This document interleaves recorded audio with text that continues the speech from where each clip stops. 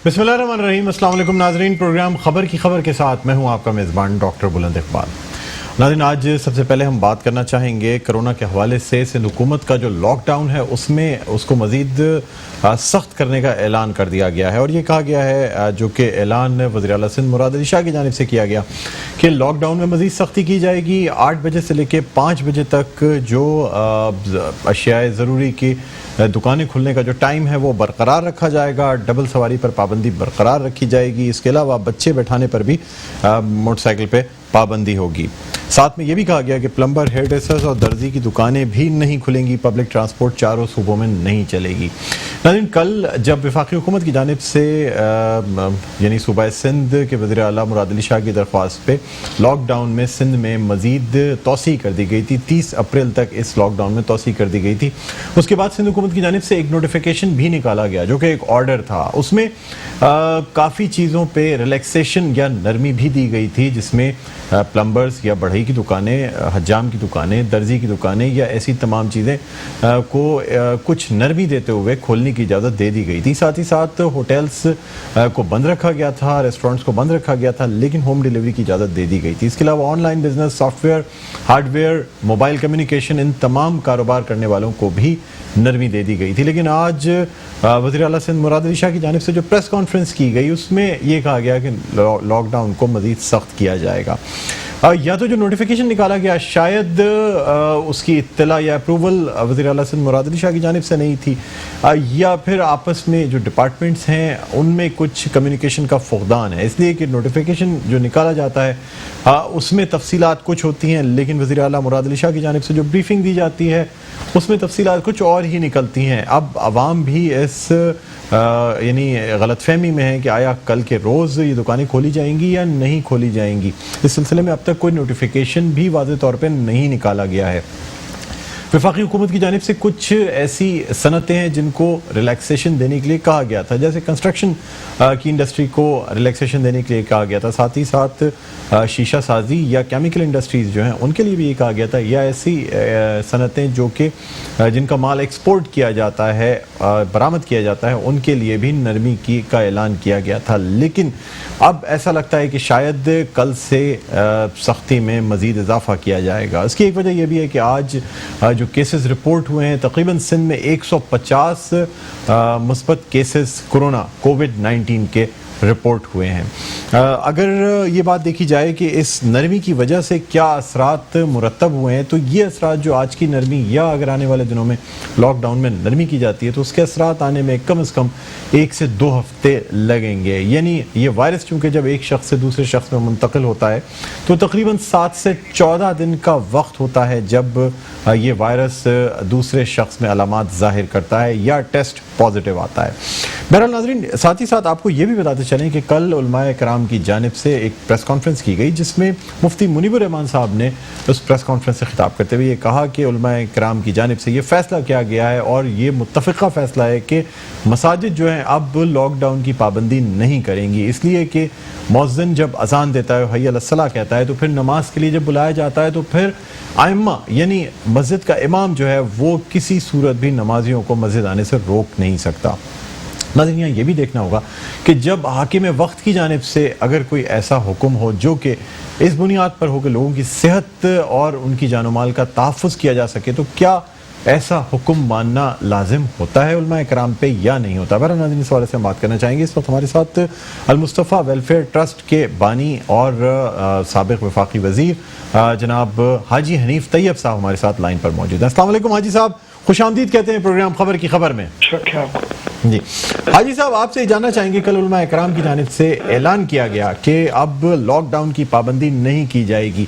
साथ ही साथ ये गिला भी किया गया कि अगर तो सिंध हुकूमत या वफाकी हुकूमत हमसे मुज़ाकरात करती, हमें साथ शामिल करके ये फ़ैसला किया जाता तो शायद फ़ैसला मुख्तलिफ हो सकता था, लेकिन चूँकि आपसे मुशावरत नहीं की गई इस वजह से इस लॉकडाउन की अब पाबंदी नहीं की जाएगी। सर, मेरा आपसे सवाल ये है कि ये शिकायत, ये गिला अपनी जगह, लेकिन हाकिम वक्त का एक जो हुक्मनामा निकलता है सर, شریعت اور مطلب بالکل شریعت کے اعتبار سے یا اس کے خلاف اگر ہو تو نہیں مانا جاتا، لیکن اگر لوگوں کی صحت کے لیے، ان کی جان کے لیے اس قسم کا کوئی حکم نامہ دیا جائے تو کیا وہ ماننا علماء کرام پہ اس کی پابندی نہیں ہوگی؟ میرے خیال میں آپ کو خود بھی یہ احساس ہو گیا ہوگا جی کہ اب حکومت کہہ رہی کہ 18 تاریخ کو ہم علماء سے مشورہ کریں گے. جی صاحبزادہ نور الحق قادری آن ریکارڈ کئی ٹیلی ویژن پہ کہہ چکے ہیں کہ ہم مشورہ کریں گے اور ہم کسی نہ کسی امید نتیجے پہ پہنچ سکتا ہوں. میرا تو نقطہ یہ ہے کہ کیا یہ مشورہ چین میں جب شروع ہوا تو اس وقت یا پاکستان میں پہلا کیس ملا تو اس کے فوراً بعد یہ مشورہ نہیں ہو سکتا تھا؟ اس لیے کہ مولانا منیب الرحمان کا نقطہ نظر یہ ہو سکتا ہے کہ وہ 3 اور 5 کے بجائے ایک صف کے اندر ایک آدمی کے بعد گیپ، پھر دوسرا، پھر ایک گیپ، پھر دوسرا. تو یہ حاجی صاحب یہاں آپ سے ایک بات، اب آپ نے کہا مشورے کی بات کی، سر ایوان صدر میں باقاعدہ کانفرنس بلائی گئی اور وہاں پہ بھی فیصلہ کیا گیا. گورنر ہاؤس میں باقاعدہ جو علماء کرام تھے، مفتی منیب الرحمان صاحب، علامہ تقی عثمانی صاحب، ان تمام جو علماء کرام ہیں ان کو بلا کے ان کو باقاعدہ اعتماد میں لے کے فیصلے کیے گئے. سر اس کے بعد کس قسم کا اور مشاورت کی ضرورت تھی؟ دیکھیں گورنر ہاؤس میں جو مشاورتی اجلاس کے بعد ان کے لان میں پریس کانفرنس ہوئی تھی. جی وہ پریس کانفرنس میں اور بھی لوگوں نے خطاب کیا تھا، لیکن بنیادی طور پر مفتی منیب الرحمان صاحب اور مفتی تقی عثمانی صاحب نے کیا تھا. جی اس میں بھی اعلان جو خود میں نے براہ راست ٹیلی ویژن سے لائیو سنا تھا، کیونکہ وہ گورنر ہاؤس میں ہو رہی تو لائیو تھی، کہ اس سلسلے میں ہم احتیاطی تدبیر اختیار کریں گے، آدمیوں کی تعداد قلیل کر دیں گے، لوگ وضو کر گھر پر کریں گے، سنت گھر پہ پڑھیں گے، اور مسجد میں قلیل تعداد آئے گی، اور اس کے بعد صرف عربی کا خطبہ ہوگا، اردو کی تقریر نہیں ہوگی. جب لوگ اس طرح آپ سے مشورے سے کنونس ہونے کے قریب ہوں تو مہینہ 2 مہینہ مشورہ کرنے میں لگا دینا یہ مشکل. سر لیکن اس کے ساتھ ہی ساتھ ایوان صدر میں بھی باقاعدہ ایک مشاورتی اجلاس ہوا تھا جس میں باقاعدہ جمعے کی جو نماز ہے اس کے لیے کہا گیا تھا کہ صرف 3 سے 5 افراد جو ہے وہ شریک ہوں گے. سر وہ اجلاس بھی تو ہوا تھا نا جو کہ ایوان صدر میں ہوا. صدر مملکت ڈاکٹر عارف علوی نے باقاعدہ تمام علماء کرام کے ساتھ مشاورت کے بعد ایک اعلامیہ جاری کیا تھا. آپ کے تو علم ہے کہ جب یہ اجلاس گورنر صدر میں ایوان صدر میں ہوا تھا اس وقت تک ہماری فلائٹس بند ہو گئی تھی، اور علماء کے لیے یہ ویڈیو لنک پر گفتگو کرنے کی کوئی بہت زیادہ پریکٹس اتنی نہیں ہوتی. لیکن اس کے وہ کانفرنس کے رزلٹ بھی میں نے ٹی وی میں سنے، اور اس کے بعد مفتی منیب الرحمان نے کہا کہ 3 اور 5 والی بات تو وہاں صرف زیر بحث آئی تھی. ہم اس سے ایگری اس لیے نہیں کر رہے کہ 3 آدمیوں کے بعد چوتھا، 5واں، 6واں، 10واں، 12واں، 20واں آدمی جو آئے گا تو اس کو روکے گا کون؟ ظاہر مسجد کے امام کی یہ کیپیسٹی نہیں ہوتی، مؤذن کی اور خادم کی، کہ وہ 3-5 کے بعد دروازہ بند کر دیں. تو اس لیے یہ ڈیفیکلٹی صرف ہو اسی لیے رہی ہے، ورنہ جو صاحبزادہ نور الحق آج کہہ رہے ہیں آج ٹیلی ویژن پہ کہ ہم اس سلسلے میں جلدی مشورہ کریں گے، وہ پریزیڈنٹ یا پرائم منسٹر کے جہاز میں ایک ٹور کر لیتے کراچی، بلوچستان. دیکھیں بات اس میں یہ ہے کہ حکومت کو تعاون چاہیے تو حکومت کو اپوزیشن سے بھی مشورہ کرنا چاہیے، تمام پولیٹیکل پارٹی سے بھی کرنا چاہیے. یہ چونکہ ایک ریلیجیس ٹائپ کا ٹاپک ہے اس لیے ہم یہ زور دے رہے تھے، اور میں خود ان علماء کے ساتھ بیٹھتا رہتا ہوں. مجھے ذاتی طور پر اندازہ ہے، میں بھی جانتا ہوں، آپ تو خود ڈاکٹر ہیں، کہ سوشل ڈسٹینسنگ ہو، ایک دوسرے سے ہاتھ نہ ملانا ہو، ایک دوسرے کو گلے نہ لگانا ہو، وہ انسانوں کی جانوں کے بچانے کے لیے ہی ہے. اور یہاں میں نے ناصر شاہ صاحب کو جو صوبے میں ایک طرح سے سینئر وزیر کی طرح ہیں، ان سے بھی ٹیلی فون پر کئی مرتبہ بات کی، تو انہوں نے کہا بھی کہ انشاءاللہ 1-2 روز میں ہم بلاتے ہیں اس 1-2 روز کو اندازاً 15 روز ہو چکے ہیں، لیکن یہ ہے کہ حاجی صاحب اگر چلیں حاجی صاحب بات اگر میں آپ سے یہ کہوں کہ چلیں حکومت کی جو مشاورت نہ کرنا ہے وہ ایک طرف، لیکن نمازیوں کی صحت کے لیے اس وبا کے پھیلاؤ کو روکنے کے لیے سر کیا علماء کرام کو اس وقت یہ اندازہ ہے کہ پوری دنیا میں یہ وبا کس طرح پھیل رہی ہے؟ پاکستان میں پھر بھی بہت بہتر پوزیشن ہے، کرم کیا ہوا ہے پاکستان، اگر جس طریقے سے یہ ویسٹرن کنٹریز میں یہ وبا پھیل رہی ہے، اگر خدا نخواستہ یا ایون آپ یہ دیکھیں کہ یو اے میں یعنی متحدہ عرب امارات میں بھی سر 10,000 سے زائد کیسز ہو گئے ہیں، سعودی عرب میں کیسز ہم سے کم رہے ہیں لیکن پھر بھی وہاں مسجد نبوی اور مسجد الحرام میں نمازیں روک دی گئی ہیں، ایون نماز تراویح کے لیے کہہ دیا گیا ہے کہ مسجد نبوی اور مسجد الحرام میں نماز تراویح نہیں کرائی جائے گی۔ جی سر، تو سر اب میں نے بھی ٹیلی ویژن میں سنا ہے کہ ایران نے بھی اور سعودی عرب نے بھی اور شاید ملیشیا نے بھی اور شاید مصر نے بھی، یہ وہ پوائنٹ تھے ڈاکٹر صاحب کے جس کی بنیاد پر اس میٹنگ میں ہم حکومت کی بات سن کر اپنے علماء سے بھی ایک الگ کمرے میں بیٹھ کے میٹنگ کر سکتے تھے کہ یہ آپ کو مسجد کو ویران کرنے کے لیے نہیں کہہ رہے ہیں، لیکن جو دشواریاں آپ ریئلی آپ چیک کرا لیں، آپ کے تو پورے کراچی میں ہر جگہ میٹرو کے نمائندے ہیں، اس وقت بھی 80% سے زیادہ مساجد جو ہیں وہ جمعے کے دن عوام سے فل ہوتی ہیں۔ تو اس لیے یہ صرف کیوں ہو رہا ہے کہ اعتماد میں لینے کے بجائے رسا کشی کی ایک فضا۔ حاجی صاحب ایسا لگتا ایسا ہے کہ چونکہ جو ایف آئی آریں کٹی تھیں اور مشاورت نہ کرنے کی جو شکایت تھی اس وجہ سے شاید یہ اعلان کیا گیا کہ نہیں مساجد میں لاک ڈاؤن کی پابندی نہیں کی جائے گی، لیکن سر رضاکارانہ طور پہ بھی یا آپ لوگ ایک اپنا فیصلہ کر کے اس گلے اور شکوے کو ہٹا کے ان ایف آئی آروں کے کٹنے کے جو شکوہ ہے اس کو بھی ہٹا کے سر نمازیوں کے بھلائی کے طور پہ یا نمازیوں کی صحت کے انٹرسٹ میں کیا یہ فیصلہ نہیں کیا جا سکتا تھا کہ کم از کم جب تک یہ وبا پھیل رہی ہے یا اس پہ قابو نہیں پا لیا جاتا اس وقت تک نمازیوں کی تعداد کو محدود کیا جائے تاکہ نمازیوں میں یہ جو وبا ہے یہ نہ پھیلے؟ ہم نے تو جماعت اہل سنت کی طرف سے یہ پریس ریلیز بھی جاری کی کہ دیکھیے ایک تو مسجد میں خطیب اور امام اور ایک مؤذن اور 1-2 خادم ہوتے ہیں، تو یہ 5 ہوئے، ایک مسجد کمیٹی کے 5-7 ارکان ہوتے ہیں، باقی لوگوں سے مسجد میں ہم بھی کہتے ہیں کہ بار بار یہ اعلان کریں کہ بھئی آپ گھر میں ظہر پڑھ لیں۔ آپ کے ہی ٹیلی ویژن پر میں نے کہا تھا کہ جو حکومت کے اس اعلان کی بنیاد پر اور رکھ کے ہم نے راستہ لاک ڈاؤن کر دیا ہے، کوئی گھر میں ظہر پڑھے گا تو بھی اس کو کسی قسم کا بھی جمعہ چھوڑنے کا اس پر گناہ لازم نہیں ہوگا۔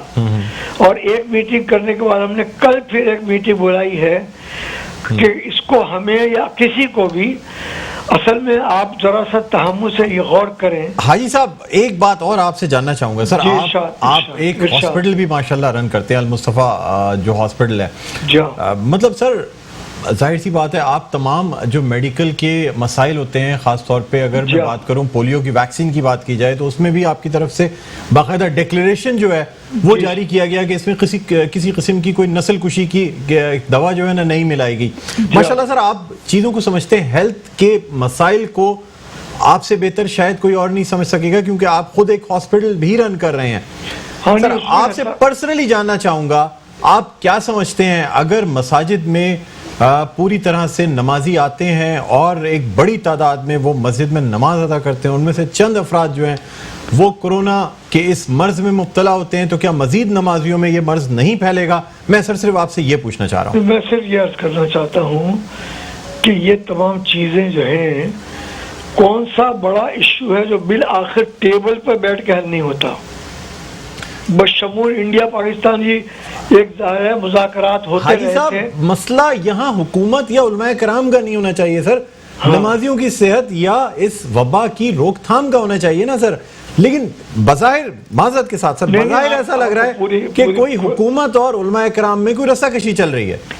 میں نے جتنے بھی شہروں میں جو میرے پاس تو اپنے فون میں 13,000 موبائل نمبر لوگوں کے فیڈ ہیں، جتنے شہروں میں بھی فون کیا نا اور پوچھا کہ گزشتہ 2 جمعے کیسے رہے، تو بولا 1-2 مسجدوں کے علاوہ باقی مسجدیں پوری فل تھیں، لیکن میں اس سے متفق ہوں. میں کل بھی بات کروں گا کہ یہ کوئی جھگڑا نہ امام کا ہے، نہ حکومت کا ہے، نہ علماء کا ہے. یہ انسانیت کی جان کو بچانے کا مسئلہ ہے. جی.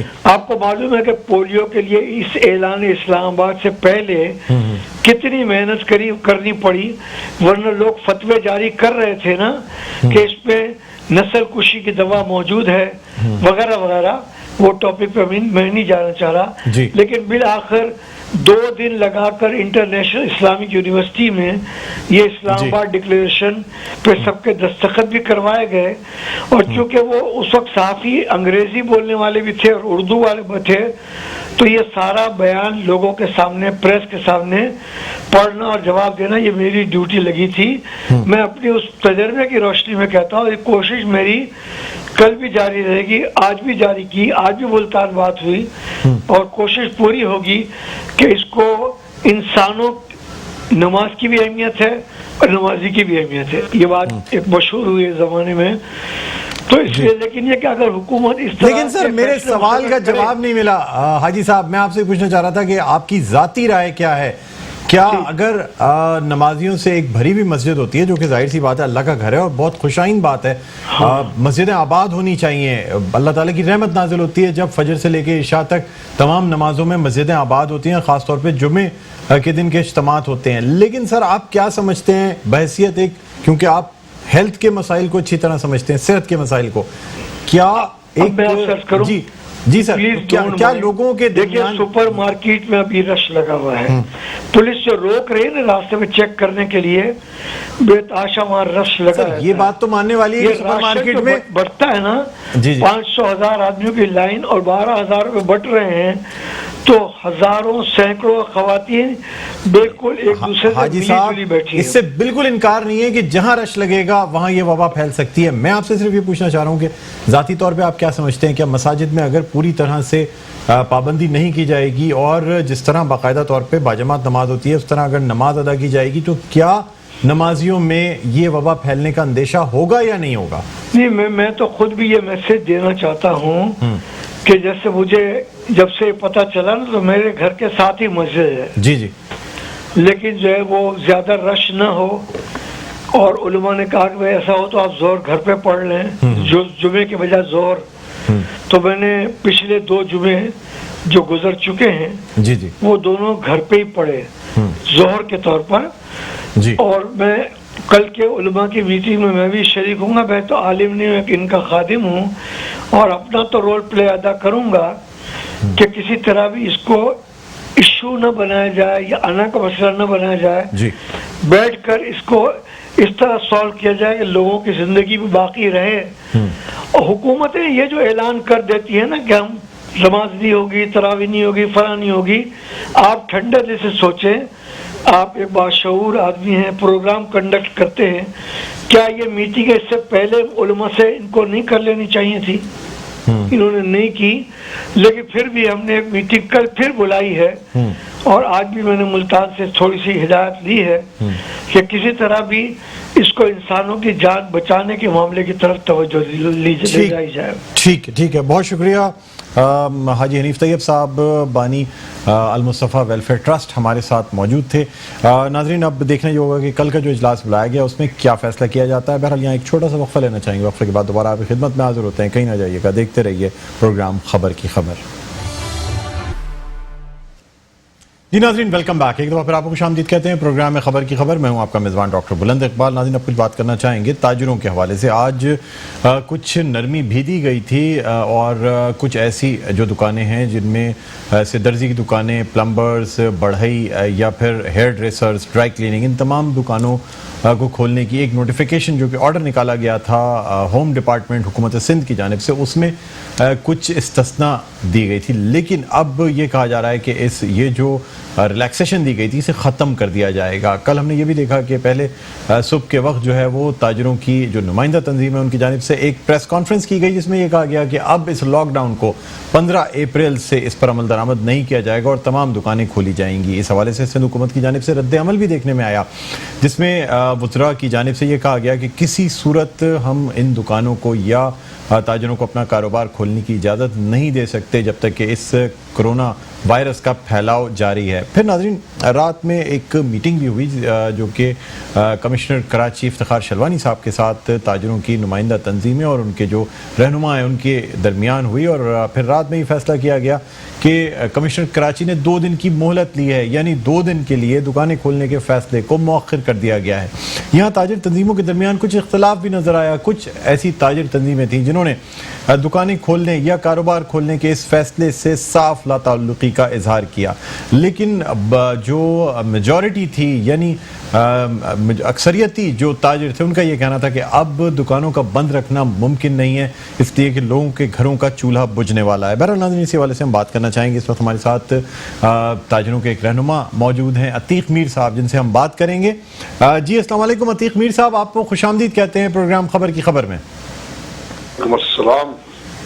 جی عتیق میر صاحب کیا کہتے ہیں, 2 دن کی مہلت لی گئی تھی اور آپ لوگوں نے بھی 2 دن کے لیے یہ فیصلہ مؤخر کر دیا تھا کاروبار کے کھولنے کا, تو اب کیا فیصلہ ہوا ہے سر, آگے کا لائے عمل کیا ہوگا؟ دیکھیے اس وقت جو صورتحال تاجروں کی ہے دن بہ دن یہ جو لاک ڈاؤن کا سلسلہ آگے جا رہا ہے تو سخت ختم ہو گئی. جو نچلے درجے کے لوگ ہیں ان کے گھر میں یوں سمجھے کہ فاقہ کشی کی صورتحال ہے. اگر ابتدا میں کسی نے ان کے گھروں میں راشن ڈلوا بھی دیا تھا تو ظاہر ہے وہ 8-10 دن 15 دن اس کے بعد دوبارہ کون پوچھتا ہے. تو یہ اسی طرح آگے آنے والے دن ہمیں جتنے گمبھیر نظر آ رہے ہیں تو تاجروں میں ایک طبقے میں بہت زیادہ فرسٹریشن پائی جاتی ہے اور جس کی بنا پہ یہ اعلان کیا گیا کہ ہم زبردستی دکانیں کھول دیں گے. حالانکہ یہ جذباتی بات ہے, نہ کھولنی تھی اور نہ ہی ایسا کوئی ارادہ تھا, لیکن چونکہ اپنی مشکل حکومت تک پہنچانی تھی میں ذاتی طور پر تو سر یہاں آپ سے ایک بات پوچھنا چاہوں گا عتیق میر صاحب, یعنی جو اعلان کیا گیا اتنے تاجروں کی نمائندہ تنظیموں کے ساتھ مل کے, تو کیا وہ صداقت پہ مبنی نہیں تھا, صرف حکومت کو ایک تھوڑا سا ٹریلر دکھانا تھا کہ ہم یہ دکانیں کھول سکتے ہیں, اس میں کوئی صداقت نہیں تھی؟ دیکھیں آپ جب فرسٹریشن کا شکار ہوتے ہیں تو پھر جو بات آپ کرتے ہیں جی وہ تکلیف کا اظہار ہوتی ہے, یعنی اس کے لیے آپ نے کوئی عمل نہیں کرنا ہوتا. کچھ چیزیں قابل عمل نہیں ہوتی کیونکہ ریاست کے سامنے کھڑا ہونا, ریاست سے ٹکرانا اور اس کے بعد جبری طور پر کاروبار کھول دینا یقیناً یہ تو ممکن نہیں ہے. کیونکہ دیکھیں اس وقت کراچی میں کون سا ادارہ ہے جو دکانوں کو کاروبار کو بند کرنے کے لیے سرگرم عمل نہیں ہے. فوری طور پہ گرفتاری ہو جاتی ہے, جرمانہ ہوتا ہے, اریسٹ کر دیتے ہیں, مطلب کافی کچھ تاجروں کے خلاف اقدام ہو رہے ہیں. تو ایسا پاسبل تو نہیں تھا, لیکن ہمیں اس حقیقت کو سمجھنا چاہیے جو اس مطالبے کا سبب بنی. وہ حقیقت اب بھی موجود ہے, وہ درد اب بھی موجود ہے, جس کے تحت ہم یہ کہتے ہیں کہ جس طریقے سے وفاقی سطح پر کچھ کاروبار کو جزوی طور پر ایک محدود طریقے سے اور محفوظ طریقے سے ایک ایسا پیس دیا گیا کہ بھئی آپ یہ بیمار وبا سے بھی بچنا ہے اور آپ نے کاروباری تباہی اس کو بھی سنبھالنا ہے.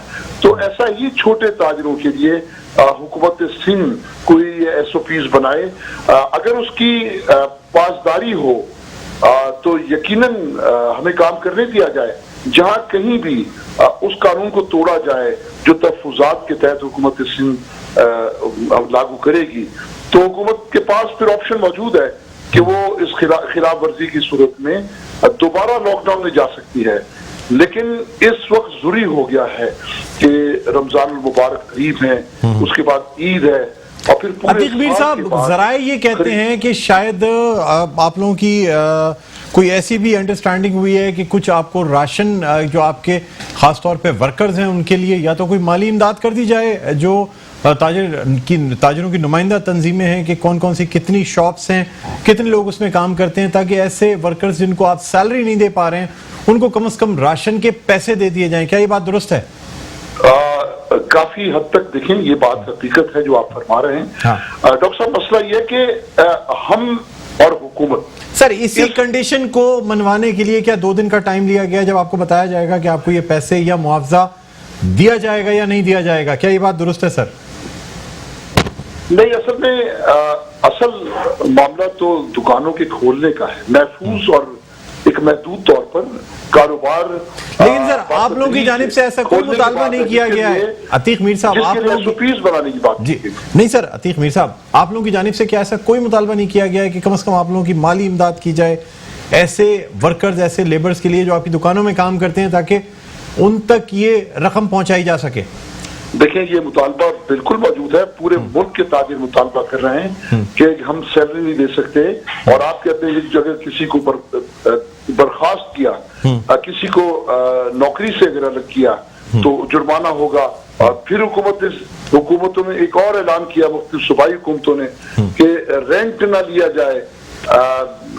मुझे ये बताइए कि ये किस तरह एक गैर हकीकी बात है कि अगर किसी का गुजारा भी रेंट पर होता है और उससे रेंट ना लिया जाए तो क्या सर उसमें अगर आपने सर ये सर रेंट पे मैं आपको थोड़ी सी आपकी जो है ना इसमें मजीद तफसीलात बताना चाहूंगा कि कोई अगर बेवा खातून है तो उसके लिए रेंट के इस ये जो मुसव्वदा जो ऑर्डिनेंस भेजा गया है गवर्नर साहब को साइन करने के लिए, उसके लिए ये मुसव्वदा जो है ना या ये कानून लागू नहीं होगा। अगर कोई सीनियर सिटीजन है जो कि 65 साल से ज्यादा उम्र के मुअम्मर अफराद हैं, उन पर भी ये ऑर्डिनेंस लागू नहीं होगा। यानी ऐसे लोग जिनके जरिया आमदनी इस रेंट के मालिक मकान होता है इनके अलावा नहीं है, उन पे ये लागू नहीं है सर। ये सिर्फ ऐसे लोगों के लिए है जो मुख्तलिफ प्रॉपर्टीज रखते हैं और अपने कारोबार के तौर पे वो जगहों को किराए पे देते हैं, घरों को किराए पे देते हैं। सर ऐसे बहुत से लोग हैं। देखिए सर अब बात ये होती है ना कि जो मालिक मकान है